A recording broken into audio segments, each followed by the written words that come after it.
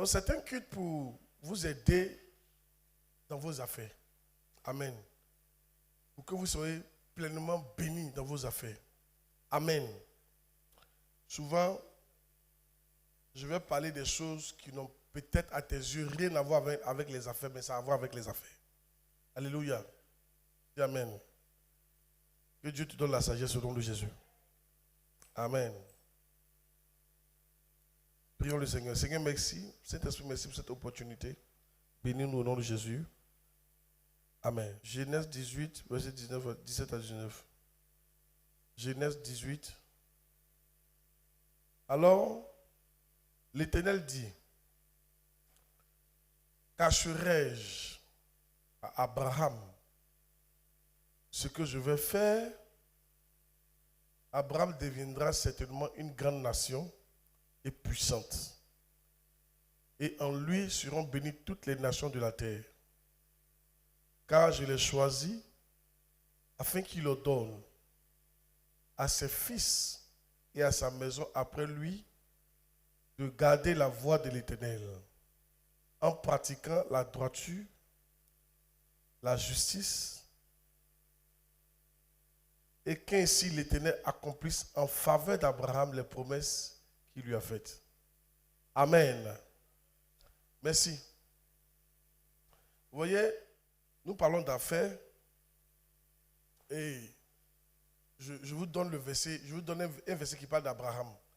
Peut-être que tu ne sais pas, Abraham était un homme d'affaires, ce n'était pas un pasteur. Amen. Yes, Abraham c'est un homme d'affaires. Abraham, Isaac, Jacob, étaient des hommes d'affaires.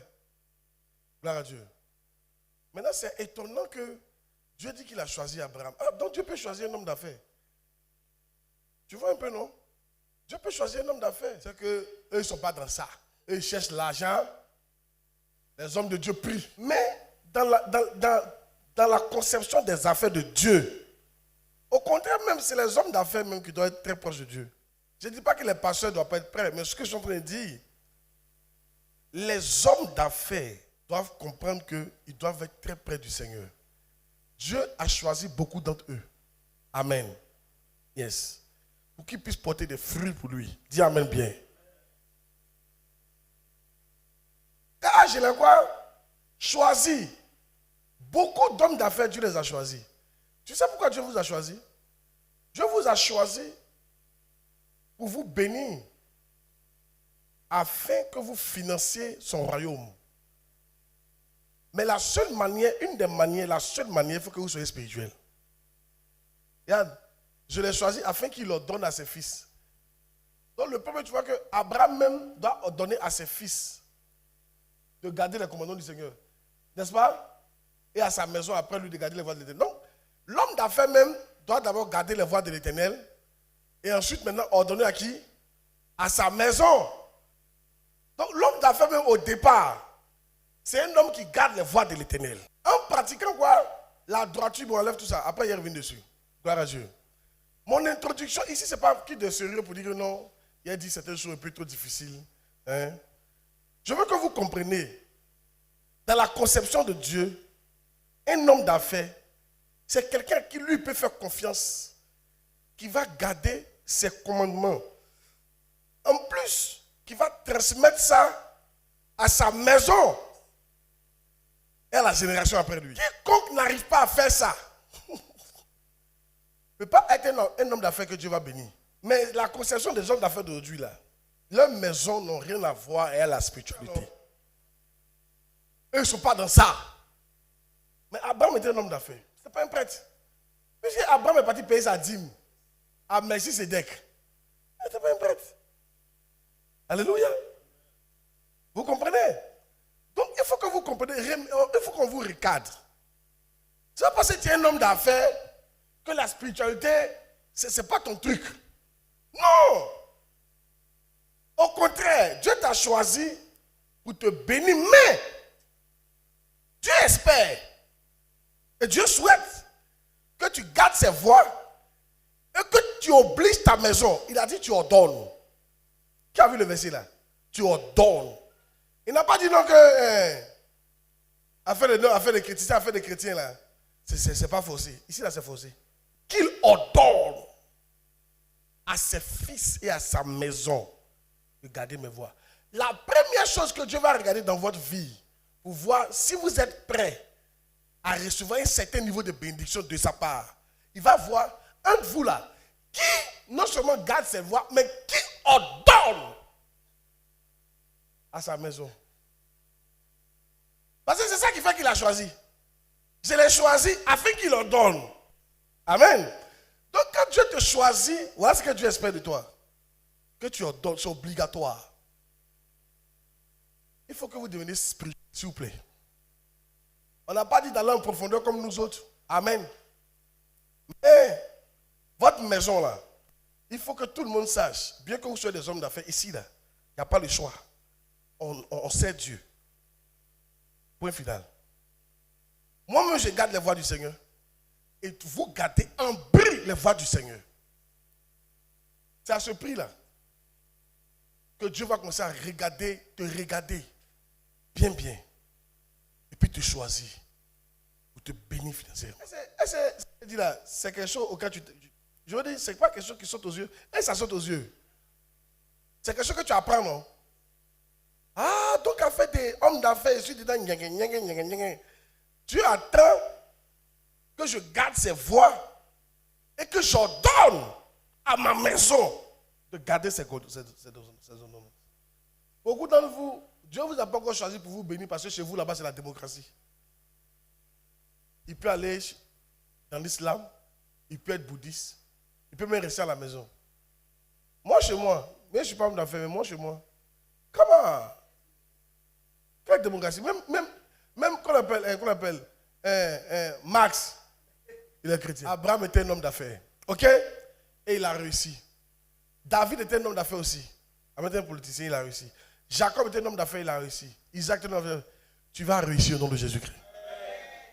Tu sais pourquoi tu dois réussir? Parce que tu es enfant d'Abraham. Selon la foi, tu es enfant d'Abraham. Et les enfants d'Abraham réussissent. Oh, quelqu'un dit pas amen, non? Les enfants d'Abraham la réussissent. Vous savez, en Israël, ils disent, eux, ils ne connaissent pas la pauvreté. Vous savez pourquoi? Ils disent, les grands-pères Abraham étaient riches.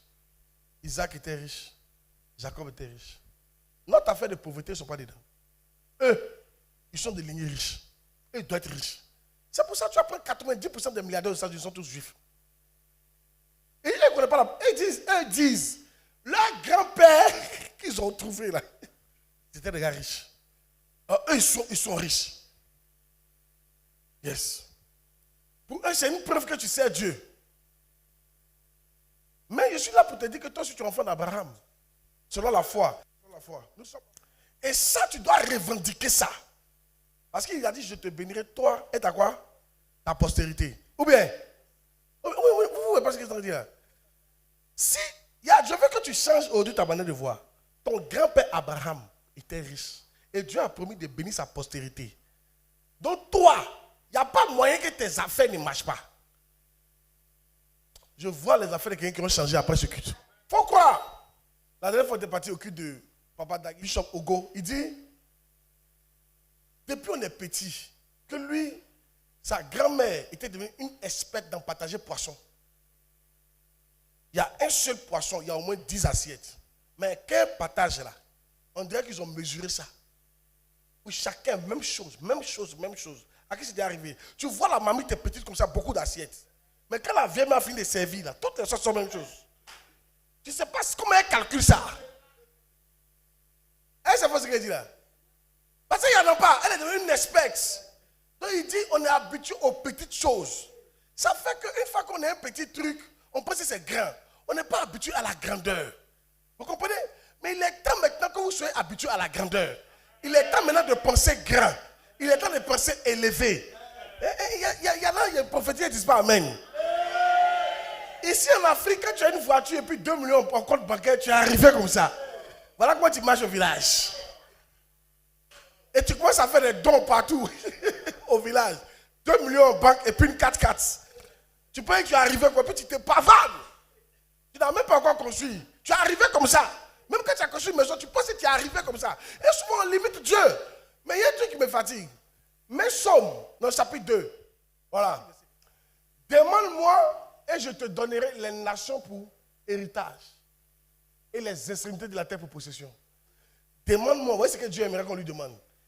Et je te donnerai les nations pour héritage. Quand il dit demande-moi, c'est-à-dire que demande-moi les nations. Ne me demande pas un village. C'est trop petit pour moi. Ne me demande pas un campement. C'est trop petit pour moi. Hein? C'est même foutaise quand tu me demandes campement. Demande-moi quoi? Des nations et les extrémités de la terre. Il y a eu 17 prières, moi, il fait ça à Dieu. Et moi, je crois que la miave, on ira jusqu'aux extrémités de la terre. Regarde. Dans ma pensée, ça n'existe pas miave qui est limité en Côte d'Ivoire. Ça n'a jamais existé dans ma vie. Je vous dis en même temps. Miave qui est limité en Afrique, ça n'a jamais existé dans ma vie. Le miave que moi je vois toujours, c'est tout ça. On va aller aux antiques, c'est-à-dire aux antipodes de la terre. Tu vois où il y a glaçon là? Voici comment on voit miave. On va tellement s'étendre comme. Tu vois où les gens portent les esquimaux là, hein? On va voir une église esquimaux là-bas. J'aurais un pasteur esquimau. Hey! Au pôle Nord. C'est ce miave là, hein? Je vous dis la vérité. Depuis qu'il a commencé miave, je n'ai jamais vu un miave sans esquimau. En Alaska. Ils seront surpris. Hey! Alléluia! Oh yes! Tu sais pourquoi? C'est ce verset-là qui me fait dire ça. Remets le verset. Demande-moi et je te donnerai les nations pour héritage et les extrémités de la terre. On va les payer les portions de terre sur la glace. On dit ça pour faire quoi? Tu fais église. Comment? En Papouasie, Nouvelle-Guinée, tout ça là. Dis Amen. On va aller chez les Papous. Tu ne connais pas ce que ça veut dire? Les Papous, c'est ceux qui habitent en Papouasie, Nouvelle-Guinée. Elle dit, laissez-moi, j'ai un de mes fils Papou. Là, quoi? Un de mes fils Papou, il vient. En Papouasie, Nouvelle-Guinée. Papou. Regardez. Et tu sais, ça n'a jamais quitté mon esprit jusqu'à présent. Je suis enceinte d'une église qui est aux extrémités de la terre. Et j'accouche ça par vague. On les accouche par vague. Ceux qui sont déjà là, je les accouche par vague. Ah oui. Dis Amen bien. Et toi, tu es là, tu sais un tel Dieu. Tu vends ton Nyomokoui, tu n'as jamais vu Nyomokoui au-delà de ton petit quartier, de ta petite terrasse. De qui je parle là? Va voir quelqu'un de qui on parle. De qui on parle? C'est quelle femme d'affaires ça? C'est quel homme d'affaires ça? Hein? Tu n'as jamais vu au-dehors de ta petite caisse. Toujours les jetons. Et tout ce qui t'intéresse. La moukou. Vous savez, l'un des problèmes des hommes d'affaires de maintenant, ils n'ont pas la foi en Dieu à tort. Ils ne croient pas que leur affaire là, ça peut grandir au point où ils vont migrer dans d'autres affaires et puis aller payer des trucs aux États-Unis. Je prophétise, vous mes enfants hommes d'affaires là, vous allez traiter avec des grands aux États-Unis au nom de Jésus-Christ. Vous allez vous asseoir avec le roi d'Arabie Saoudite là, hein, sur la table des pétroliers pour signer des contrats de milliards. Oh, reçois la grâce au nom de Jésus, non? Il faut avoir la foi. Si tu as la foi, si ta foi dit oui, Dieu ne va pas dire non. Quand tu vends ton Nyomokou, il ne faut jamais voir le petit Nyomokou. Il faut voir un grand business comme Nestlé. Nestlé a commencé à Nyomokou. Hein? Nestlé, c'est de vendre, manger. Il faut voir un grand truc comme Nestlé. Tu crois que le gars qui vend Nestlé aujourd'hui, il a commencé par quoi? Il vendait que magie. Mais il a pensé grand. Il y a combien il est venu aujourd'hui? Et il commence à implanter partout en Afrique de l'Ouest. En Afrique partout. Reçois cette grâce au nom de Jésus de Nazareth. Donc, moi je suis venu, je ne suis pas venu pour demander les petits trucs. Tout à l'heure on va prier, vous devez demander des grandes choses. Si tu es là pour demander les petits choses, il faut quitter ici. Tu n'as pas besoin d'être un homme d'affaires. Toi, tu es un fonctionnaire. On va prier pour toi, tu vas avoir BPC, tu vas être enseignant adjoint. On va t'envoyer quelque part à Danané là-bas. Tu vas aller être un petit enseignant, voilà, d'une classe. Alléluia. Tu n'as pas ta place parmi nous ici. Ah, amen. Toi, il faut venir dimanche. Georges Moyen. Il y avait un instituteur qui était le camarade de ma tante. Yes. L'instituteur là, il prenait le fils de Roger Onyen là, en cours du soir, en répétiteur. Et le gars n'est jamais là. Un jour, le gars était là, puis il a demandé à le rencontrer, qu'il a des problèmes. Le gars dit, ok, le gars était assis là. Et puis le ministre se dit, oui, qu'est-ce qu'il peut faire pour toi? Il dit, j'ai des problèmes. Il dit, oui, qu'est-ce qu'il peut faire pour toi? Il dit, monsieur Roger, j'ai des problèmes, aidez-moi. Il dit, oui. Monsieur Georges, j'ai des problèmes. Il dit, oui. J'ai un problème. Il dit, non, oui. C'est quoi? Vous voulez quoi? Vous avez besoin de combien? Il dit, 200 000. Vous savez ce qu'il a fait? Détenez ce qu'il a fait. Il dit, tu n'as pas de problème. Georges ne peut pas imaginer que, ah, bien, si toi, tu as un problème de 200 000. Chez Georges, ça, c'est pas un problème. 200 000? Toi aussi. Hey, prends ça pour moi, un loco. Un loco, me met. Là, un loco, mais c'est 1 million. 200 000. Elle paye pour boire l'eau. Elle paye pour boire l'eau. 200 000. Il n'a pas de problème. Il dit, tu peux régler, tu n'as pas de problème. Il s'est levé, il est parti. Le gars ne l'a plus jamais vu. C'est le gars même qui est venu raconter ça à ma tante. Il fait, je suis bête, quoi. Moi, mais je suis bête. Moi, mais je suis bête. Moi, mais je ne sais pas que je suis bête. Il faut rester là. C'est ce que vous faites souvent. Vous êtes là devant Dieu.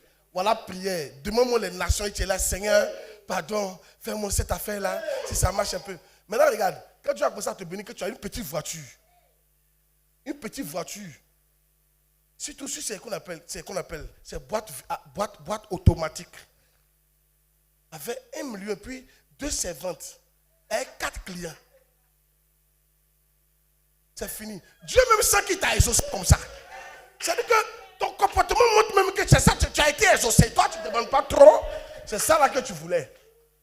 Et Dieu est là, il te regarde, il y a un gars comme ça.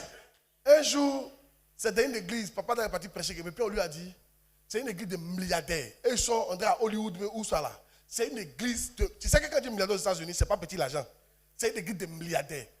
Maintenant, il y avait un autre gars qui était à côté. Lui, André, il a porté quelque chose, habit rouge. Et puis, quelqu'un lui a dit, tu vois le monsieur qui est là-bas là? Lui, c'est un milliardaire major. Il dit, qu'est-ce que ça veut dire milliardaire major? Il dit, ça veut dire, parmi tous les milliardaires là, le niveau de milliard que lui il atteint, il n'y a pas un. Même si on les met ensemble, il ne peut pas l'atteindre, lui là. Que c'est le milliardaire major. Reçois cette grâce de milliardaire major au nom de Jésus Nazareth. Quelqu'un dit pas même pour recevoir la grâce. Il a dit, reçois cette grâce de milliardaire major. Hey! C'est dit, c'est un autre monde. Il dit, on recoupe tous les milliardaires là. Le gars tue au-dessus. C'est un milliardaire major. Il y a des dimensions. Alléluia. Hey! Amen. Que Dieu nous bénisse. Maintenant, regarde. La première erreur qu'il ne faut pas faire, si vous voulez que Dieu vous bénisse comme il a béni Abraham, la plus grave erreur que vous devez faire, c'est de chercher la richesse dans votre travail. Croyez-moi, ce n'est pas une bonne vision. C'est une mauvaise vision. Abraham n'a jamais cherché ça. Je vous dis la vérité. Amen. Mais ceux qui veulent s'enrichir tombent dans la tentation. Est-ce qu'ils voient bien? Ceux qui veulent s'enrichir deviennent riches. Non? Ils ont dit quoi? Deviennent riches? Il faut quoi? Ouais. Dans le piège et dans beaucoup de désirs pernicieux. Et Anne, je ne sais pas comment il vous dit ça, mais j'ai entendu ça de Bishop Dag. Il dit l'une des plus mauvaises visions qu'un homme d'affaires puisse avoir, c'est d'essayer de devenir riche. C'est de poursuivre la richesse. C'est-à-dire que son objectif, quand il travaille, c'est d'être riche. C'est l'une des plus mauvaises visions que Satan peut mettre sur vous. Et avec ça, vous n'allez jamais atteindre ce que vous devez atteindre. Croyez-moi.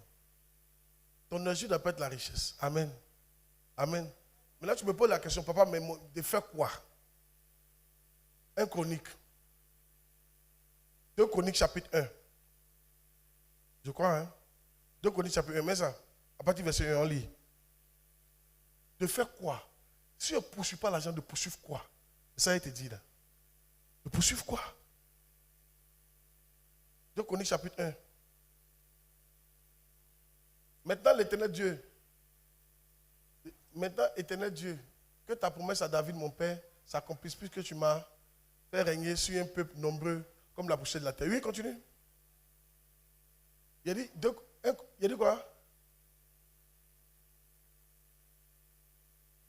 Il a dit quoi? Accorde-moi donc la sagesse et de l'intelligence, afin que je sache me conduire à la tête de ce peuple qui pourrait juger ton peuple, ce peuple-ci.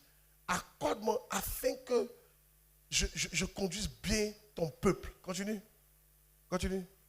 Dieu dit à Salomon, puisque c'est là le désir de ton cœur, puisque tu ne demandes ni les richesses, ni les biens, etc., et que tu demandes pour toi la sagesse, l'intelligence, etc., juge mon peuple, continue. La sagesse et l'intelligence te seront accordées, je te donnerai en outre des richesses. Regardez, à quel moment Dieu va donner les richesses à Salomon? C'est que Salomon va penser au bien-être du peuple que lui, il veut diriger. Vous savez ce que vous devez faire entrer homme d'affaires? Pensez au bien-être de vos clients, pas à l'argent. Oui, tu peux être cher, tu peux être cher, ce n'est pas un problème. Tu peux dire par exemple, une tenue, je vends ça à 200 000. Mais quand tu sors là, ce n'est pas les 200 000 qui t'intéressent. Il faut que la personne soit bien habillée. Quand tu l'habilles, tu regardes, non, ça c'est pas bien fait. Non, ça là, c'est pas bien fait. Non. Il faut que quoi? Ton objectif, c'est de rendre ton client quoi? Heureux. Qu'il soit quoi? Satisfait. Ton objectif, ce n'est pas l'argent. Ah non, non, non, non. Non, non, non, non, non. Ce n'est pas l'argent. Ton objectif, c'est que ton client soit quoi? Satisfait. C'est son bien-être. Donc, tu vas pas lui vendre manger qui est pourri. Et puis dire que c'est hier. Oh, crevette l'a fait 4 jours dans ton frigo. De qui on parle? Crevette a fait 4 jours dans ton frigo. Puis tu dis, non, ça vient. Aïe. Tu ne me connais pas bien. Maintenant, j'ai pris ça à la pêche. On vient d'attraper ça. Oh, ça fait 4 jours. Oh, tu sais que crevette là, c'est dangereux. Est-ce que vous savez qu'on ne donne pas crevette qu'on appelle aux pilotes? Quand on envole là, on ne leur donne pas crevette. Jamais. Crustacés, on ne leur donne pas. Hein? Parce que si tu t'es amusé qu'ils ont mangé un mauvais truc, nous tous on est morts. Hein? Pilote qui a diarrhée. Et au moment où on veut atterrir, tu es sûr qu'il peut atterrir? Il a indigestion. C'est pas. Dans votre business plan là, c'est le bénéfice qui vous intéresse. Voilà votre problème. Le bénéfice, c'était l'argent que Salomon pouvait avoir. Mais il dit non, papa, moi, il n'y a pas le bénéfice. Ça. Je veux qu'il se porte bien. Je veux qu'il soit bien traité. Je veux qu'il soit à l'aise. Je veux les bien-être. Donc, quand tu fais ton business plan, Dieu doit voir quelque chose dedans. C'est que toi, tu veux que tes clients soient quoi? À l'aise. Tu apportes un nouveau produit sur le marché pour aider la population. Par exemple, tu as remarqué que la population de Côte d'Ivoire mange mal. Tu as décidé de faire bien manger les gars. Parce qu'on mange mal. On mange, il n'y a pas de fruits, tout ça. Donc, quand toi, tu fais ton truc, et puis tu aimes les Ivoiriens. Tu as vu que manger mal, ça donne le cancer, tout ça. Donc, toi, tu aimes qu'on mange bien. Tu vois? Toi, tu peux réussir dedans.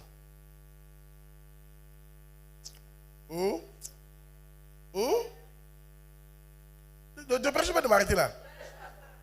Yes. Amen. Yes.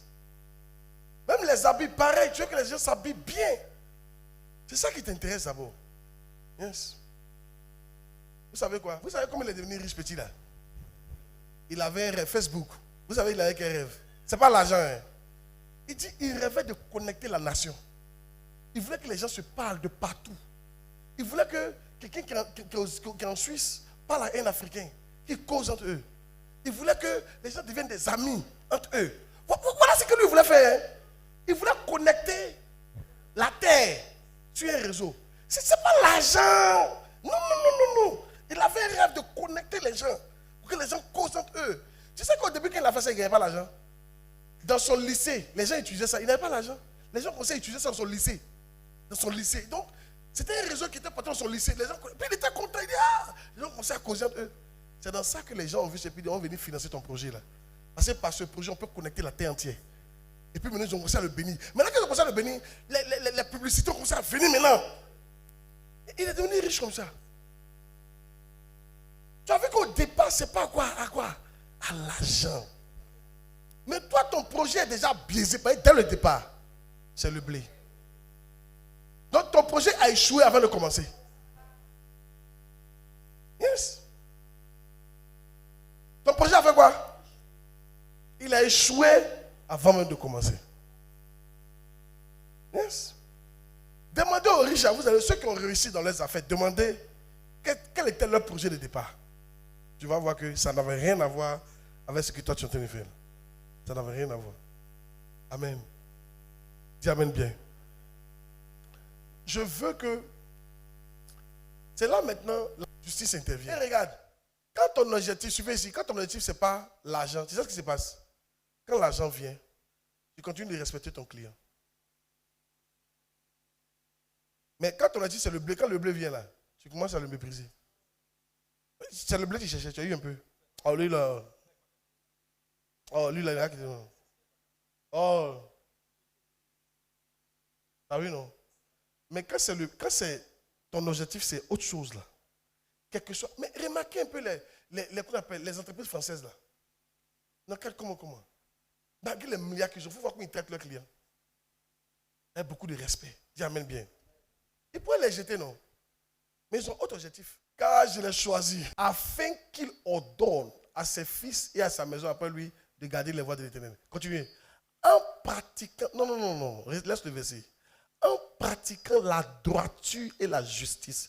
Tu sais, la droiture c'est quoi? Ce n'est pas mamailler tes clients. Être honnête dans tes affaires. Il y en a qui pensent qu'on ne peut pas faire affaire puis être honnête. Mais Dieu montre le contraire. La droiture. Il faut être droit. Le grand homme d'affaires qui a réussi, Abraham, il était droit. Comment on sait qu'il était droit? Il a réussi. Puisque c'est pour ça que Dieu l'avait choisi. Donc ça veut dire qu'il a appliqué la droiture et la justice. La justice c'est quoi? Tes clients méritent un bon traitement. Regardez par exemple, quand vous me voyez comme ça là, je suis à l'heure en train de vous enseigner. Je vous enseigne pour vos affaires. Je vous enseigne dans vos mariages. Je vous enseigne à faire l'œuvre de Dieu. Tu ne vois pas que ce qui m'intéresse c'est ton bien-être. Ce n'est pas ton argent qui m'intéresse, c'est ton bien-être. Et pendant que j'ai fait ça, Dieu va me bénir. Et quels que soient les millions qui vont venir, tu vois que je vais continuer à être ton bien-être. La preuve que c'est ton bien-être que je cherchais, avant on ne mangeait pas, maintenant on mange un peu, mais je n'ai pas changé mon comportement. On n'a pas compris la partie là. Avant je marchais, je t'enseignais. Maintenant je ne marche plus, mais je t'enseigne toujours. Avant je n'avais jamais pris avion, je t'enseignais. Maintenant j'ai pris avion, mais je continue de faire quoi? De prendre soin de toi.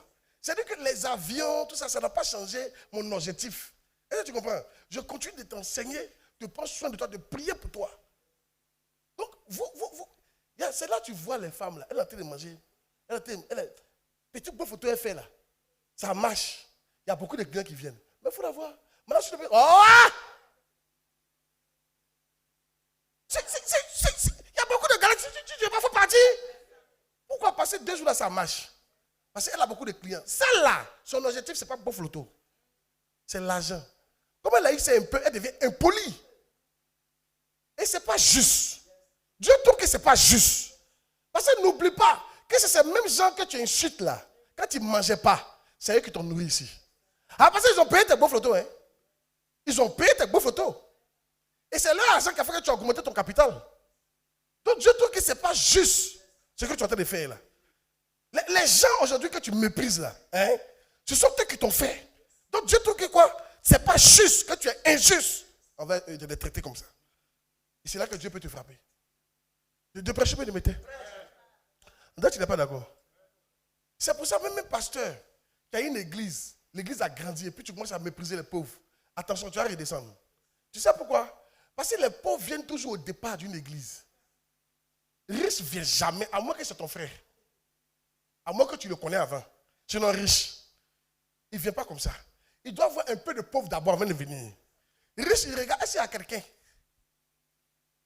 Quand au moins il voit 20, 30 personnes, il peut aller m'asseoir. Sinon riche, lui seul, qui a fait culte lui seul.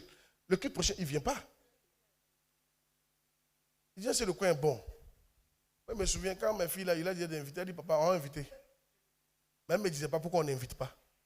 Parce que ici, là, c'était pas peint. Donc, il ne peut pas inviter là, dans ces conditions-là. Dès qu'on a mis clim, c'est ça, il y a des camarades qui peuvent venir. Les gens ont commencé à vivre en même temps. Et puis, ils ont raison. Tu sais, si tu l'envoies d'un coin pourri, il ne va plus jamais mettre ses pieds encore chez toi. Mais quand tu vas dans ce endroit-là, il vient et puis il reste. Dis amen bien. Tu comprends? Donc maintenant que les riches, les pauvres ont attiré les riches pour toi, tu méprises les pauvres maintenant. Tu vois que tu es ingrat. Et ce n'est pas juste de ta part. C'est pour ça que beaucoup d'hommes d'affaires chrétiens ne réussissent pas. Parce que pour les chrétiens, c'est l'argent. Une fois qu'ils ont eu un peu, ils vont commencer à mépriser les clients. On n'est pas d'accord avec ma manière de... Est-ce que vous dites là? De vous choquer. De vous choquer. Il y a des de mes fils. De vous choquer. Un client qui est avec toi, ça fait 5 ans. Lui, il vient chaque jour, ou bien chaque 2 jours, ou bien chaque semaine, il vient, il paye pour 10 000. Il est venu en même temps qu'un nouveau client qui dit, là, il y a besoin de 1 million de marchandises. Et tu méprises ton client de 10 000 là. Toi, tu n'es pas sage. Tu le méprises pour 1 million. Toi, tu n'es pas sage. J'ai envie de dire que tu es bête. Oui. Les blancs ne font pas ça. Hein. C'est pour ça, aller dans les restaurants là, il y a des places réservées. Tu ne peux jamais prendre cette place. Ils vont te dire, lui là, ça fait 40 ans qu'il vient ici. C'est quel argent tu vas nous donner et puis on va te donner sa place. Et si vous voulez les nouveaux riches là, si tu es nouveau riche, va par exemple, j'ai vu ça en France. Vous voyez dans le qu'on appelle le truc des Élysées là. Comment on appelle ça même? Les Champs-Élysées là. On va aller là-bas bientôt, au nom de Jésus Nazareth. Je sens qu'il y a une grâce des Champs-Élysées. Alléluia! Hey! Les Champs-Élysées, il y a des magasins là-bas, non, des restaurants. Et je suis en train de faire le truc, et puis on dit il y a des restaurants VIP. Donc si tu vas là, même si tu as combien de milliards, ils ne vont pas te servir. Non, non, non, non. Ils ont des gens depuis. C'est par famille. Les places te donnent par famille. C'est-à-dire qu'une famille, quand elle meurt, elle donne sa place à sa fille. Ils ne vont pas. Si tu veux faire tout l'argent, ils vont dire non. C'est occupé. On n'a pas envie de frustrer les gens qui sont, nous, ça fait 50 ans. Pour toi, t'es quelqu'un quoi? Tu as nous fait quoi? T'es quelqu'un là. T'es quelqu'un, ça peut me faire quoi? Quelqu'un qui est avec moi chaque semaine, il vient me donner 10 000. Il est mieux que toi qui as me donné 1 million, puis tu as disparu. C'est pour ça à l'église ici, là. Vous qui êtes un mois il y a longtemps, là, je vous préfère que quelqu'un qui a venu se pavaner. Écoute, les gens qui sont un mois longtemps, là, je les préfère. Eux, au moins, ils sont toujours là. Toi, tu viens d'arriver. Je suis bête si il te met devant eux. Et je suis pas sage à tort. Et vous, donc, toi, tu regardes l'argent pour traiter les clients. Non! On ne fait pas ça. Il y a des clients fidèles qui te font. André, il ne parle pas aux gens. André, ici, ils ne sont pas intéressés. Attends, un précision. Ah, c'est comme ça qu'ils font pour réussir. Hein? À un certain moment, ils n'ont même plus besoin de faire qu'on appelle publicité. Vous avez remarqué, si les grands restaurants font publicité. C'est ça pour ils font publicité. Ils ont déjà leurs clients. Pourquoi ils ont déjà les clients. Ils ne vont jamais les mettre à côté pour toi. Ils peuvent même te chasser à cause de leurs clients. Si les clients disent, lui là, il nous met mal à l'aise. Tu viens, ton patakou, comme un DJ, avec tes babouches, et puis un débardeur, caleçon dehors. Parce que tu as fait un cassa de 1 milliard. Voilà comment tu marches. Parce qu'on t'a dit que ce restaurant-là, c'est un restaurant des boss. Tu montes comme ça. Tu t'assois. Tu allumes une cigarette. Le gars qui est là, il va toucher son gars. Psst, il nous dérange. On dit, monsieur, s'il vous plaît, allez vous rhabiller. Non, j'ai des milliards. Ah, non, on s'en fout de ton argent. Ici, là, c'est un label. Ce n'est pas l'argent qu'on cherche. C'est une référence. Il ne faut pas venir faire fuir nos clients. Tu as nous donné 1 milliard et puis quoi? Tu as disparaître. Ceux qui sont nous il y a longtemps, c'est eux qui nous font. Oh yes. C'est pour ça que ces restaurants durent. Mais les restaurants des Africains, là, ils se lèvent un peu, ça retombe. Tu sais pourquoi? Parce que ça ne prend pas l'argent qu'elle te traite. Si aujourd'hui tu es venu, tu as commandé 4 têtes. Elle dit, voilà un nouveau client ancien. Là. Oh, toi qui es là, toi tu as toujours commandé que des poissons. Elle fait quoi ça? Voilà quelqu'un qui a commandé 4 têtes. C'est lui on veut. Elle frustre tout le monde. Amen. Mais il a les passages. Oh. Et quand il part, tes clients te quittent. C'est pourquoi vos affaires retombent. Sinon, une affaire, écoutez-moi, une affaire, toutes les affaires, c'est par la fidélité des clients que l'affaire devient grande. Apprenez à fidéliser vos clients en sachant les traiter. C'est la même chose qu'une église. Une église doit fidéliser ses membres. Les membres doivent être à l'aise, rester. C'est leur présence qui ont fait l'église. Une affaire, c'est pareil. Dans ta tête, là, tu cherches à fidéliser les gens. Oh yes. On dirait ici, ils ne sont pas intéressés trop.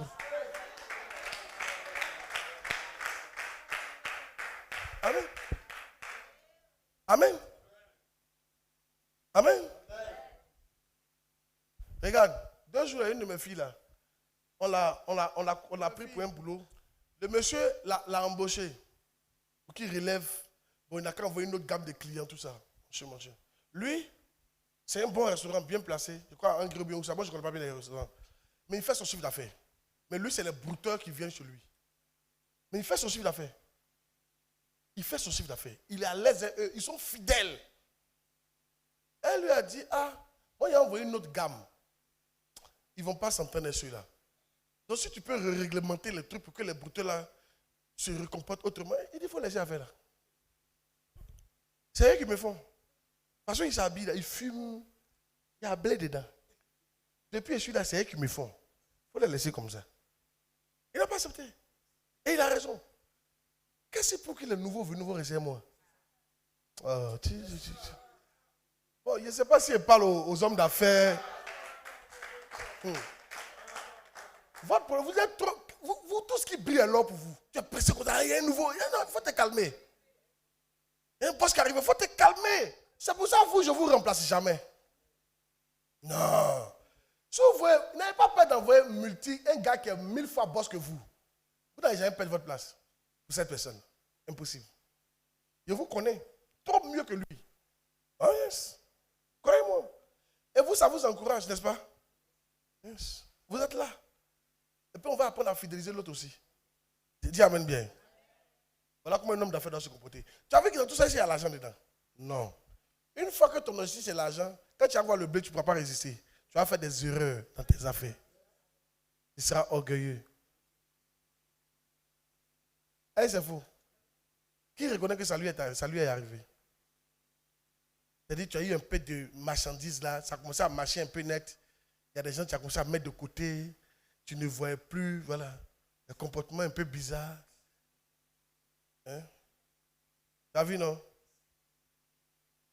Ma fille, ça t'est arrivé? Tous ceux qui ne décollent pas, ça vous est arrivé. Vous qui ne décollez pas dans vos affaires, ça vous est arrivé. Parce que vous n'êtes pas capable de garder des clients. Mais pourquoi vous ne pouvez pas garder des clients? Parce que vous ne regardez pas le client, vous regardez le blé. Est-ce que c'est faux ce qu'il dit?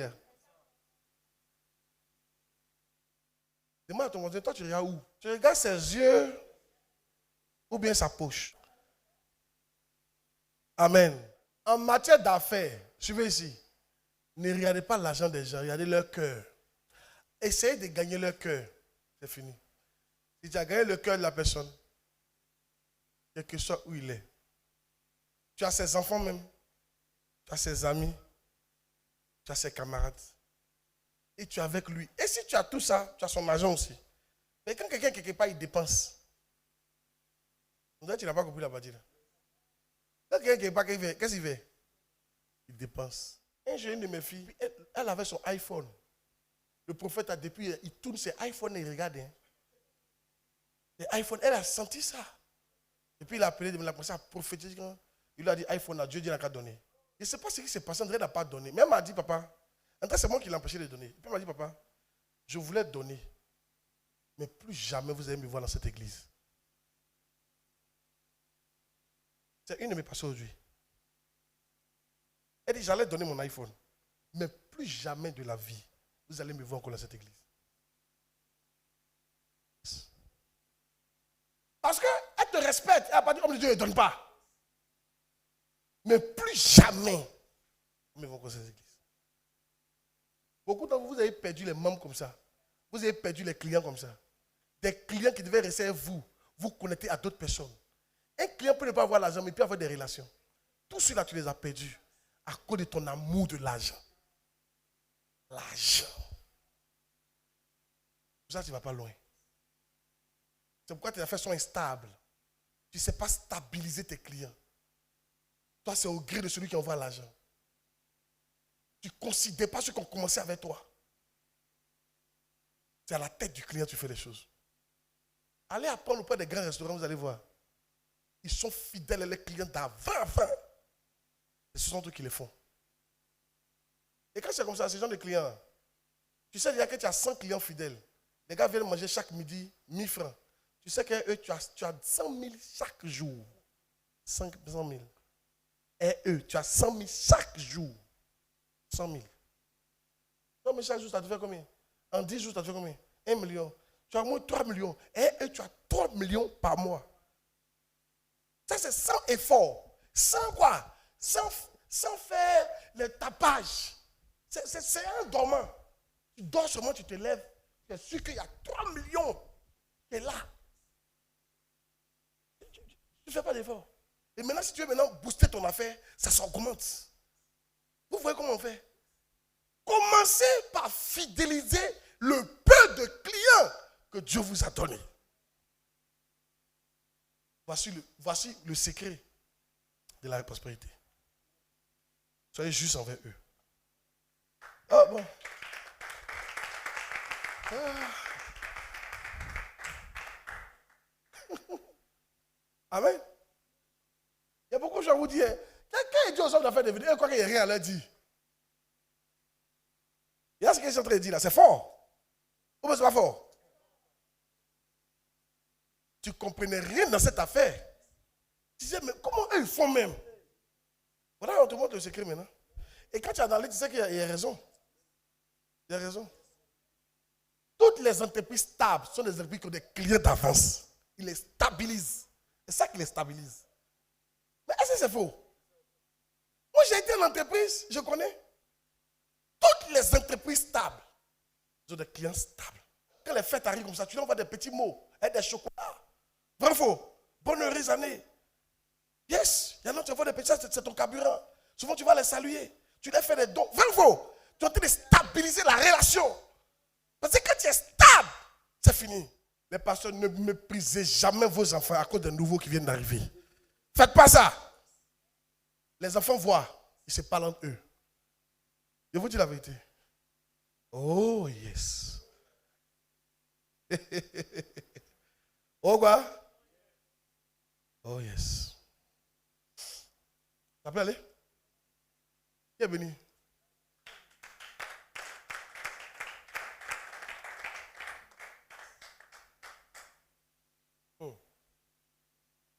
Et tout ça, le problème, quel est le problème? Les yeux sont fixés sur quoi? Soyez bénis. Ça, c'est, je veux que vous avalez ça là. Et puis vous remuez ça en vous. Ça n'a qu'à changer beaucoup de choses en vous. Il y a beaucoup de points, mais m'arrêter là. Tu ne peux pas avaler tout ça. Ça, je sais que c'est déjà fort pour toi. Amen.